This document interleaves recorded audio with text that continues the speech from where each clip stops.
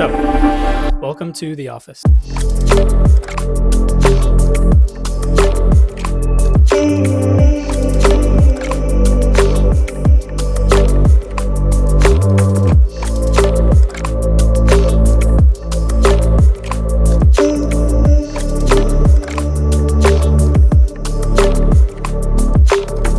I feel like the majority of videos on here lately have been me just reorganizing things in this room, but there's a good reason for that. I spend a lot of time in here. Monday through Friday, I'm working at this desk. I do video editing and video production, and then on those nights and on the weekends, I'm usually gaming over at my gaming setup, so that gives me a lot of time to look around and want to change things up. But I feel like I'm in a pretty good spot right now. I don't have any major changes planned for the future, so I figure it's a pretty good time to do a full room tour. Well, there's no problem. If you had a gun, shoot him in the head.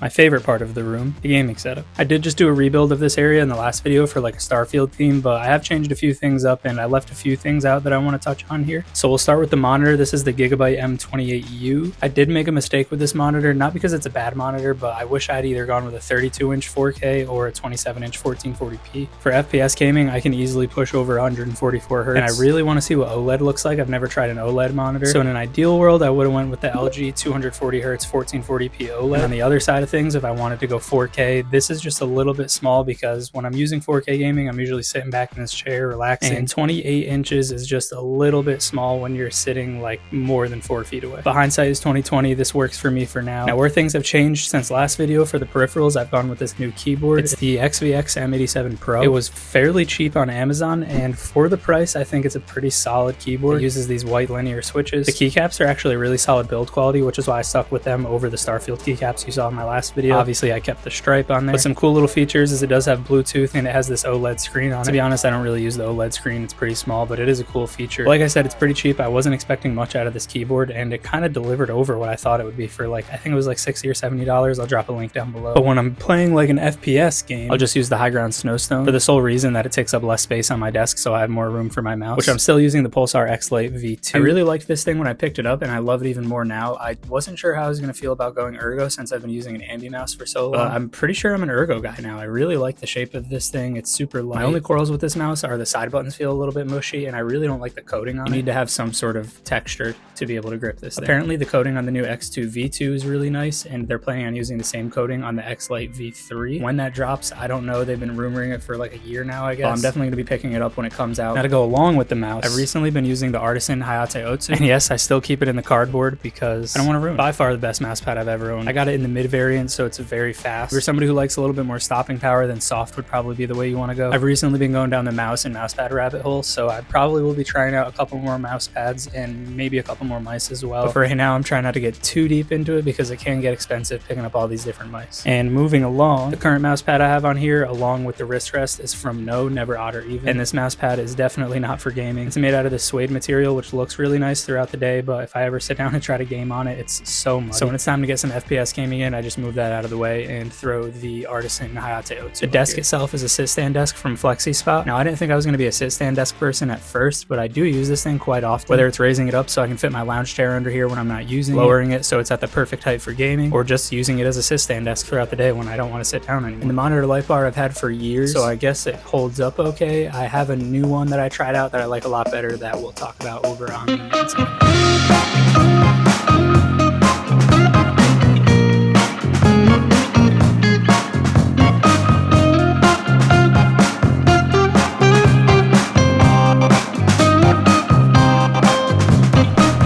So this is where all the magic happens. I think it's really important to have the two different setups to kind of separate things a little bit. Throughout the day, I'm working over here. I'm currently doing video editing and video production, and I spend probably around 8 hours a day at this desk. So when it's time to relax and I want to go play some games, I don't want to have to come back and stare in the same direction at the same wall. Because I spend so much time over here, I want it to be as streamlined and as productive as possible without any hiccups, any flaws. So I guess we'll start with the PC since that's what runs anything. I don't know if I mentioned that for the gaming setup. I use the same PC for both productivity and gaming. But for specs, I'm currently running an Intel i7-13700K CPU. For the GPU, I've got a 3080 12GB. I've got 32GB of DDR5 RAM. These actually came in a kit with the CPU and the motherboard. If you live near a Micro Center, you're looking to build a new computer, I really recommend going there and doing this deal. They have it for the AMD side of things too, and I think for pretty much all the newer processors. My storage workflow is a little bit less than ideal, but much better than it has been in the past. As a video editor, especially for multiple different brands, I have a lot of content that I need to store, and I want to be able to pull from that content as fast as possible. So I'm currently working off of 2 different drives, and then I have a third archive drive. I have a 1TB M.2 NVMe for just programs, apps, games. I have a project drive that's 500GB. That's also an M.2 NVMe. I want that one to also be fast because that's where all the files that I'm currently working on live. And then I have an 8TB archive drive where all of the old videos that I don't need anymore, I can just put them in there, and then if I ever do need to come back to them, I have them, but I don't actually edit off of that drive. For example, I'll take this footage right here for the YouTube video, I'll upload it onto my projects drive, edit it off of there. While I'm pulling files and working out of that drive, DaVinci Resolve and my OS is running on my OS drive, which is that 1TB drive. And then when I'm done editing this video, it's posted, it's uploaded, I'm not going to touch it again, I'll move it over into my archive drive. Power supply is just the Corsair 850-watt power supply. For a CPU cooler, I'm using the Thermalright Peerless Assassin. Now obviously, taking a look at this case, it's built for water cooler, but this thing does the job. It's an amazing cooler. I never go high on temps with my Intel 13700K, which isn't the hottest CPU, but it's pretty damn hot. So for the case, this is what I get a lot of comments on. The reason I bought this, I really wanted to wall mount the PC, and it has a VESA compatible mount on the back, so it's literally just mounted up there the same way you would mount a TV on the wall with a $10 mount from Walmart. And as far as the open case design goes, there's 2 comments I get a lot. One is about airflow, one is about dust. I live with 3 cats, and this thing doesn't really get that dusty. I'm sure all the plants that I have in this room help. I mean, if you have an enclosed PC case, how often are you really going inside and cleaning all the dust out? With this, it's already open, so I can just get in there and clean it out real quick. And then for airflow, I never have any problems with thermals. And you gotta think I'm not holding in any of that heat with a case. It's all dissipating up and away towards the ceiling and sucking in new cold air from below. Obviously, you're gonna have much better thermals if you actually have a case where you're directing cold air towards the components. So moving along from the PC, for audio equipment, I've got these cheap Sanyun SW208 speakers. I did a video on those, I'll drop it below. They're not the craziest audiophile-centric speakers. They're just speakers that sound good and they work, and you plug them in, and I think they're under like $50 on Amazon. The stands that they're on are from Bololo. Now Bololo helped me out a lot with the productivity side of this setup, so I'm gonna go a little bit deeper into them in a second as well. The monitor is a 34-inch LG Ultra Wide. I don't really game on this thing anymore, and I'm thinking about possibly upgrading to a larger monitor. And if I do end up going with the 1440p monitor over there, I'm thinking about maybe a larger 4K Ultra Wide over here. So moving along to the desk shelf underneath, this is from Bololo, and believe it or not, this is one of the biggest upgrades to my productivity. So I use my iPad here as a second monitor throughout the day. Whether I connect it to DaVinci Resolve and use it to monitor my video feed, it would always take up so much room on my desk because I would have to keep it in the iPad case. But this setup cockpit from Bololo has a bunch of different attachments on it, so you can attach different stands and mounts. And I know it kind of seems ridiculous, but it really has brought everything together over here. I use the Logitech MX Master 3S as my mouse, and because you can connect it to up to 3 different devices at a time, I can be working up on my Ultra Wide, just hit the button and then switch down to my iPad super easy. The keyboard is the Xtrfy K5 with Gateron yellow switches. It's a solid keyboard. I wouldn't say it has any outstanding features, but I would like to move to a Bluetooth keyboard so I can do the same thing that I do with my mouse, switching between the different screens with the keyboard as well. I recently switched from the Elgato Wave XLR, and I totally get how people can love that for streaming, but for somebody like me who just needs an XLR input for a microphone, the software would always get in my way of my everyday use. So this is the Fifine SC1. It had 48-volt phantom power, an XLR input, a speaker, and a headphone output. Now, I don't use either of those because I do have a shit Magni over here. I got into the audiophile hobby about a year ago as well, so that's what I'm using as an amp, so I don't really need any of the outputs that the audio interface has. I do have a pair of PC37Xs over here that I use for gaming, and then I have 2 headphones that I use on the daily as well, the DT770 Pro, but I will say they do sound a little bit tinny at times and can get a little bit fatiguing if I'm wearing them all day. My other pair of headphones are up behind me on the wall over here, the HiFiMan HE400 SE. It's essentially like a baby Sundara. The desk is the Carly countertop from IKEA. I actually got this for like 75% off in the used section. So if you live near an IKEA and you're looking for a new desk, I really recommend going to their as-is section. That's actually also where I got my Alex drawers. I'll drop a link to the monitor light bar below. I really enjoy this one. It has this little wireless remote where I can adjust the different brightnesses, the color temperature, and I can turn on and off this little feature where it adjusts the brightness of the light depending on how bright it is in the room. And it was relatively cheap. I know the BenQ one is upwards to like $200 sometimes. This one is much cheaper. I think it was around $60. With the pegboards behind me, those are the IKEA Scatus pegboards. They do make them in black now. I had to spray paint 2 of them black because I got them when they only made a white version. And up there I've just got some little knickknacks, keycaps, things that I want to be readily accessible for video recording. And last but not least, the posters on the wall. These are from a website called elephantstock.com. It seems like everything is always is on sale. But I think that's pretty much everything in the productivity setup. Like I said, the most important is having this iPad stand right here in front of me, so it kind of acts as a second monitor, and this Logitech MX Master 3S mouse so I can switch between the two. If I missed something, which I'm sure I did, I feel like I do every time somehow, please let me know in the comments. I'll try to answer as fast as possible. Otherwise, hope y'all have a good day, and I'll see you in the next one. Peace.